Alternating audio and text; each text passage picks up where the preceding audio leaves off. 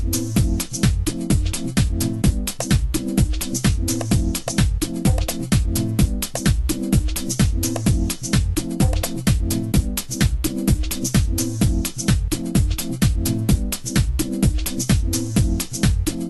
o fisco tem um pepino lá de mais de 15 mil livros desta forma. E eles estão decidindo o que farão sobre essas empresas que têm livros assinados com o bloco 0 e o bloco 9. Não façam isso, por favor. E se fizeram, corram para os seus escritórios, para as suas salas, para os seus computadores e façam aquilo que é possível. Porque aquilo que é possível eu posso retificar de boa fé. Entregar um livro, uma abertura e encerramento, não é boa fé.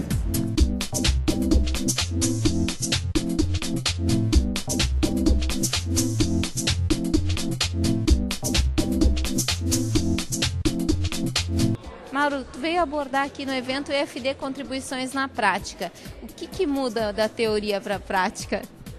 Olha, da teoria para a prática nós temos um mundo de diferença. Começamos alertando as empresas e os escritórios de contabilidade que estavam presentes aqui hoje, que ao entender como é realizado a auditoria digital pelo fisco, ele passa a ser alvo também aqui quando ele entrega o seu, aqui em qualquer lugar do país, quando ele entrega os seus livros digitais, suas informações digitais. Então, é bastante importante que os empresários, os profissionais da área contábil, da área de TI e também a área jurídica das empresas entendam quais são os movimentos que a direção do SPED tem tomado. O SPED, em primeiro lugar, né, é um projeto da sociedade brasileira, mantido pela Receita Federal, encabeçado pela Receita Federal, mas ele é um projeto da sociedade brasileira, que prevê uma tributação mais justa, que prevê novos recursos e novos ingressos de receita e que todo mundo pague para que tenhamos justiça fiscal.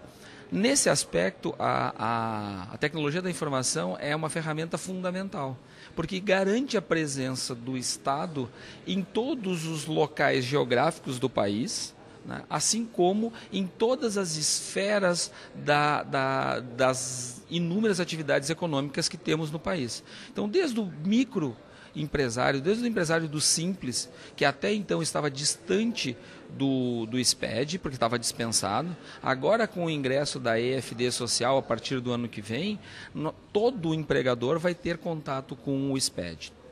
Todos os empregadores, inclusive os do Simples, os das empresas individuais, terão que fazer o SPED da EFD Social, que é, vamos dizer assim, agora vamos entrar na fase de massificação. Mais do que isso, para os trabalhadores, o portal do SPED significará acesso a informações que até então hoje estão em papéis, dentro do governo e dentro das empresas, ou que estão em bancos de dados restritos. Hoje, o trabalhador recebe, por exemplo, um extrato do fundo de garantia, mas inúmeros são aqueles papéis emitidos pela Caixa Econômica Federal, por exemplo, e não chega no seu destino por troca de endereço, por uma série de situações. Hoje se discute no âmbito do SPED como o trabalhador vai ter acesso e garantir que ele tenha uma senha, um certificado digital, para que ele possa ingressar, por exemplo, no caso do SPED EFD Social, que ele possa ir lá e buscar a informação que foi prestada pelos seus empregadores, né? Porque algumas pessoas até têm mais de um emprego e, portanto, terão mais de uma informação no grande banco de dados da EFD Social, que vai estar cobertando e divulgando de forma restrita para cada um dos interessados todas as informações da EFD Social. A gente imagina que esse vai ser o projeto mais complexo do SPED e vai ser aquele que vai fazer o grande teste de volume, da capacidade que o fisco vai conseguir gerar. Porque, comparativamente aos demais SPEDs, onde só as empresas estão obrigadas a informar as suas informações, agora com o advento da EFD Social, o volume será astronômico.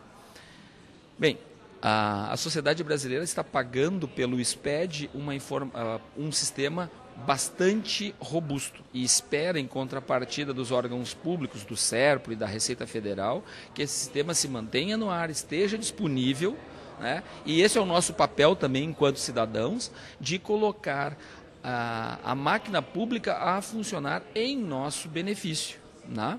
Claro que nós que estamos neste momento na fase de implantação, assim eu sempre brinco com os nossos colegas quando fizeram a informatização das eleições, né? Hoje no Brasil ninguém mais pensa em fazer uma eleição na época do papel, né? Hoje no SPED é a mesma coisa, nós estamos trilhando pela primeira vez este caminho, tornando as informações ágeis, disponíveis para quem deve acessar e principalmente a serviço da sociedade brasileira. Esse é o papel do TI no projeto do SPED, no grande projeto do SPED.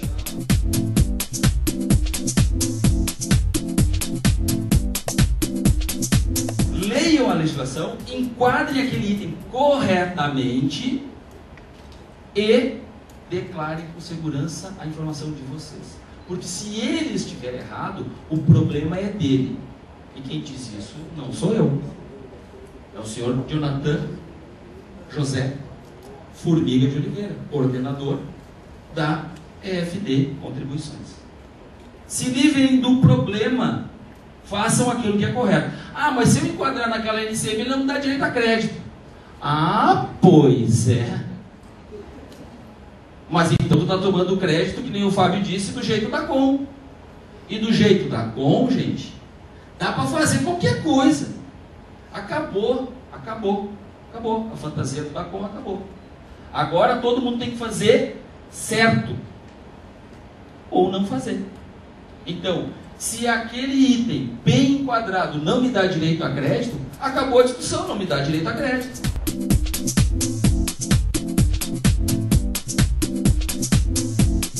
Mauro, agora eu queria que tu me contasse o que é o GT48, quem é que faz parte, é ali que são definidos os caminhos do SPED, é isso?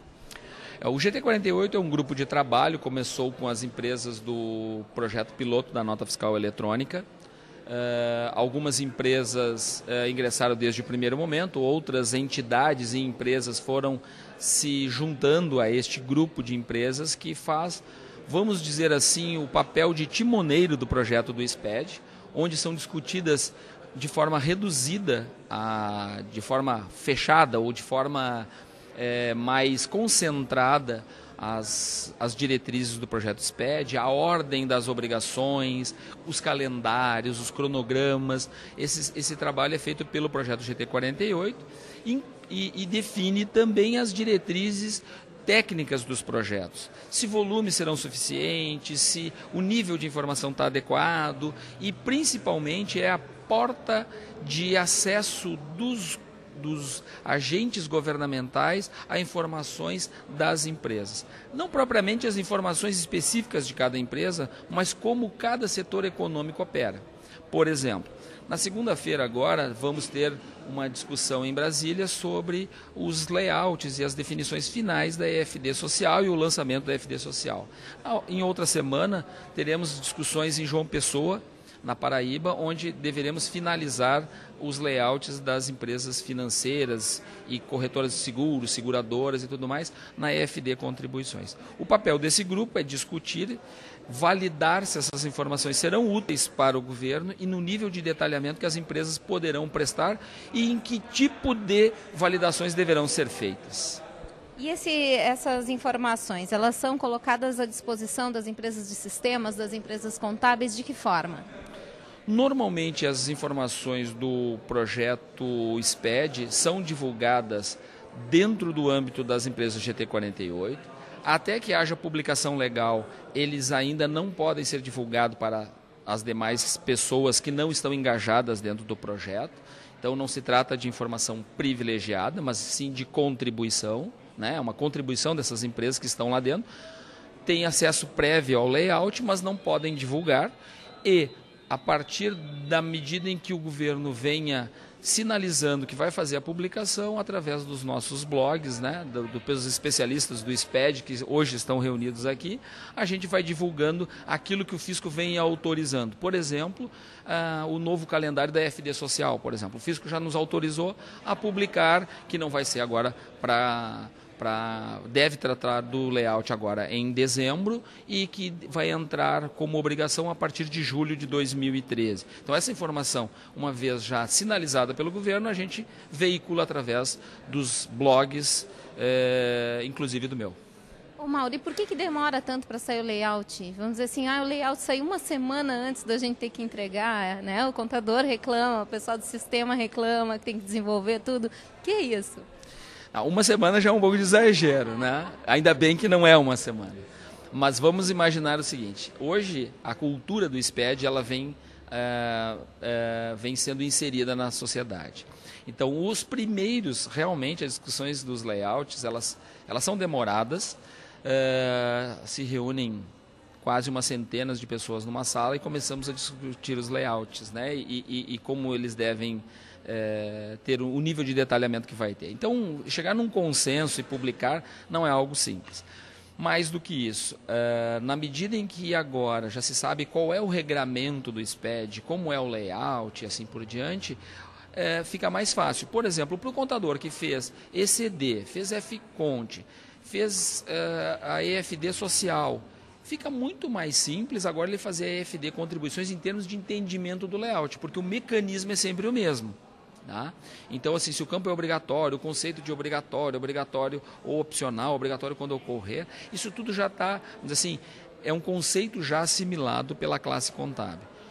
Atualmente, o que ainda demora são as discussões dentro do projeto para a definição do que será alvo ou não de uma determinada obrigação. Por isso que sempre demora um pouco, efetivamente demora, mas a ideia é de que não tenhamos muitas modificações de layout, coisa que aconteceu muito no passado. A ideia é diminuir sobremaneira para que isso seja mais estável e a modificação seja uma vez por ano, provavelmente, de alguma incorporação de informação nova. Vamos torcer, né? Vamos torcer e também vamos torcer para que haja uma simplificação do nosso complexo sistema tributário brasileiro. Hoje, a legislação de PIS e COFINS, por exemplo, está espalhada por inúmeros atos legais, né? É uma legislação que nasceu na época da cumulatividade, é muito antiga e ela nunca mais foi revisitada pelos nossos legisladores e precisa ser. Até porque hoje, no mundo da era digital, a gente não pode mais ficar pensando que um aspecto de uma legislação possa interferir em 4, 5 outras e forçar com que os advogados tributaristas e os contadores fiquem à mercê de tamanha pesquisa para poder entender, às vezes, um detalhe, por que uma receita é tratada como cumulativa ou não cumulativa nessa e naquela obrigação, e para isso você tem um trabalho enorme de pesquisa, porque a legislação está totalmente desconexa entre os seus atos legais. Eu acho que esse é o papel também do SPED, a gente também vem discutindo isso, porque paralelamente àquilo que acontece no âmbito tributário, especialmente do SPED, também tem inúmeros grupos montados na internet e presencialmente que vêm discutindo essas outras questões. E a gente sempre que pode, quando está lá para e passo com o fisco, a gente também vem reclamando disso, mas é uma visão muito mais a ser vendida para o fisco através dos empresários propriamente, do que daquelas pessoas que estão lá para tecnicamente definir o que será feito.